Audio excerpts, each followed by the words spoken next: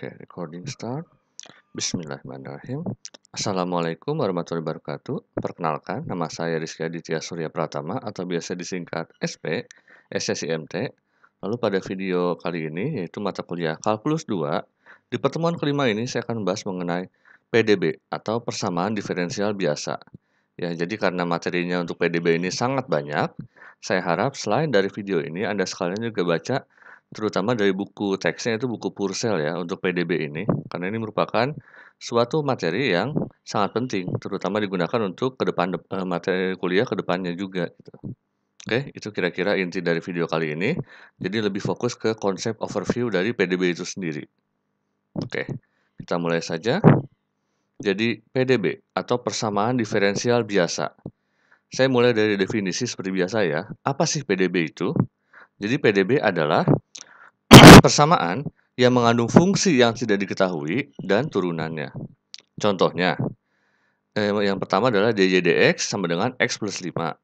Yang kedua, d kuadrat y per dx kuadrat ditambah 3 dy dx ditambah 6y sama dengan 0. Di mana y adalah variabel yang terikat dan x adalah variabel bebasnya gitu. Oke. Jadi inilah contoh dari PDB itu sendiri, di mana ada variabel terikat yaitu Y dan variabel bebas yaitu X-nya. Selain PDB, ada juga yang namanya persamaan diferensial parsial atau PDP. Atau mungkin kalau bahasa Inggrisnya PDE ya, PDE. Partial Differential Equation. Contohnya seperti apa? Seperti begini. Jadi bukan D tapi dou ini.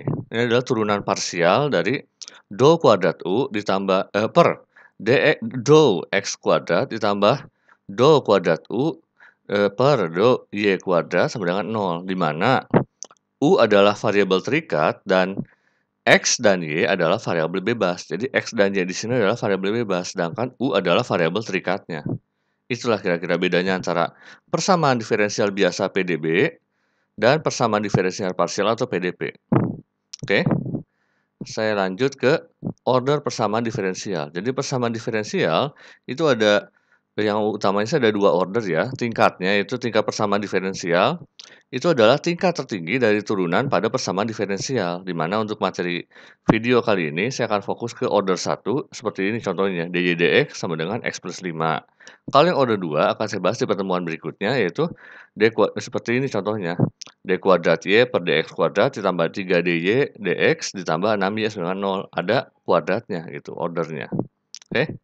Jadi tingkat turunannya. Kalau yang ini kita turunnya hanya satu saja, makanya dy dx sama dengan x plus 5. Kalau yang ordernya 2, ada d kuadrat y per dx kuadrat. Itu kira-kira ada order 1 dan order 2 untuk persamaan diferensial ini. Yang PDB fokusnya ke order 1 ya, terutama. Ya, supaya lebih kebayang, kita langsung masuk aja ke contoh soalnya. Jadi ini penyelesaian persamaan diferensial menggunakan metode integrasi langsung, jadi langsung diintegrasikan.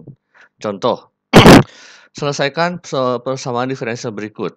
Dy dx sama dengan 2x plus 5. Solusinya, di mana dy dx sama dengan 2x plus 5, kita keluarkan dx-nya jadi dy sama dengan 2x plus 5 dx. Baru dari sini kan bisa kiri kanannya kita integralkan. Integral dy sama dengan integral 2x plus 5 dx. Jadi ini hasil integral adalah y plus konstanta 1 sama dengan ini diintegralkan jadi x kuadrat plus 5x plus konstanta 2, C2. Lalu kita ubah bentuknya jadi y sama dengan x kuadrat plus 5x minus C1 plus C2. Ini sama dengan, bisa diubah bentuknya menjadi y sama dengan x kuadrat plus 5x plus C, konstanta. Oke? Jadi untuk PDB ini terutama ada konstantanya, itu yang paling penting. Saya lanjut ya. Berikutnya adalah persamaan diferensial eksak atau PDE mungkin bisa disingkatnya ya dalam bahasa Indonesia. Jadi apabila persamaan ini mxy dx ditambah nxy dy sama dengan 0, itu disebut PDE eksak. Apabila terdapat fungsi fxy di mana turunan totalnya adalah mxy dx ditambah nxy dy. Yaitu seperti ini. df xy sama dengan dou f xy dx dikalikan dou x dikalikan dx ditambah dou f xy dou y dikalikan dy itu sama dengan mxy dx ditambah nxy dy. Oke, itu kira-kira untuk persamaan diferensial eksak. Untuk menguji apakah itu eksak atau tidak, ada yang namanya uji eksak. Jadi, misalnya ada persamaan mx y dx ditambah nx y dy sama dengan 0, itu disebut PD eksak jika dou mxy dou y sama dengan dou nxy dou x. Oke. Jadi kalau turunan parsial mxy terhadap y itu sama dengan turunan parsial dari nxy dou x gitu. Contohnya supaya lebih kebayang ya. Untuk uji eksak ini misalnya ada persamaan diferensial 2x plus 3y dx ditambah 3x plus 4y dy sama dengan 0. Untuk uji eksak ya kita coba masukkan ke persamaan yang ini gitu. Jadi dou m per dou y itu kan 3 di sini. Lalu dou n per dou x itu juga 3 di sini. Ini sama, makanya disebut dengan persamaan diferensial eksak. Oke. Sudah selesai? Belum. Ini belum, kita baru menguji saja apakah ini eksak atau bukan. Solusinya baru di sini. Jadi kita cari fungsi f-nya, di mana dou f, dou x sama dengan m gitu ya. Dou f per dou x sama dengan 2x plus 3y, dou f-nya 2x plus 3y dou x, di mana kita integralkan kiri kanan, integral dou f sama dengan integral 2x plus 3y dou x, itu sama dengan f sama dengan x kuadrat ditambah 3xy ditambah hy. Nah, hy ini kenapa? Karena turunan dari fungsi f-nya adalah terhadap x adalah 0. Jadi ada tambahan hy ini sama dengan kayak konstanta yang sebelumnya gitu. Oke?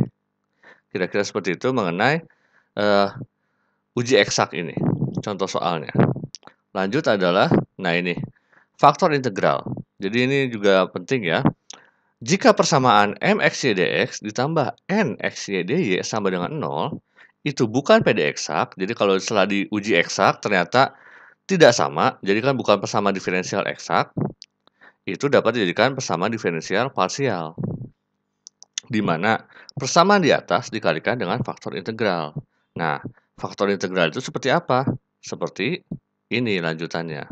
Jadi, contoh, UXY adalah faktor integral. Maka UXY dikalikan MXY dx ditambah UXY dikalikan NXY dy itu sama dengan 0. Di mana itu adalah PD eksak. Sehingga hasilnya adalah dou atau turunan parsialnya dari UXY dikalikan MXY per dou Y itu sama dengan dou UXY NXY per dou X. Atau bisa ditulis seperti ini. U dou M per dou Y ditambah M dou U per dou Y ya sama dengan U dikalikan dou N per dou X ditambah N dikalikan dou U per dou X. Sehingga dari sini kita bisa peroleh seperti ini persamaannya untuk UXY ini. UXY sama dengan minus M dikalikan dou U per dou Y dikurangi N dikalikan dou U per dou X per dou M per dou Y dikurangi dou N per dou X. Jadi agak ribet ya, tapi inilah asal-usul dari UXY ini untuk faktor integral ini. Oke? Agak rumit, tapi tolong dibaca, kalau bisa dibaca satu persatu, dan untuk lengkapnya, ya seperti saya bilang tadi, ada di buku Purcell. Jadi bisa dibaca lebih lanjut di situ ya. Ini saya mengambil intisarinya saja untuk memperoleh UXY ini. Nah, secara garis besar, nah seperti ini kira-kira bukan konklusi, intisarinya juga sih. Jadi apabila kondisinya untuk kondisi 1 per n dikalikan dalam kurung dou m per dou y dikurangi dou n per dou x sama dengan fx, faktor integralnya adalah seperti ini, di mana u sama dengan e pangkat integral fx dx, ya. Sedangkan apabila minus 1 per m dikalikan dalam kurung dou m per dou y dikurangi dou n per dou x sama dengan gy, itu faktor integralnya adalah u sama dengan e pangkat gy dy. Sehingga untuk faktor integral u di mana UXY-nya apa? Ya, kita masukkan ke persamaan yang HV ini atau yang persamaan ini. Jadi HV sama dengan minus dou M per dou Y dikurangi dou N per dou X per M dou V per dou Y minus N dou V per dou X. Di mana dari situ kita bisa lihat bahwa U-nya adalah atau faktor integralnya adalah E pangkat integral HV kali HV dV. Oke, itu kira-kira intisari dari faktor integral ini. Oke, Sip, terima kasih banyak sudah menonton sampai akhir. Jangan lupa selain di sini, di video ini, baca buku Purcell juga ya untuk lebih lengkapnya lagi, karena di video ini tidak mencakup semuanya untuk PDB ini. PDB itu materinya banyak dan tidak saya masukkan semua ke video konsep ini, karena akan jadi berjam-jam kalau saya masukkan semua. Oke, jangan lupa klik like, komen, dan juga subscribe channel saya ini. Wassalamualaikum warahmatullahi wabarakatuh.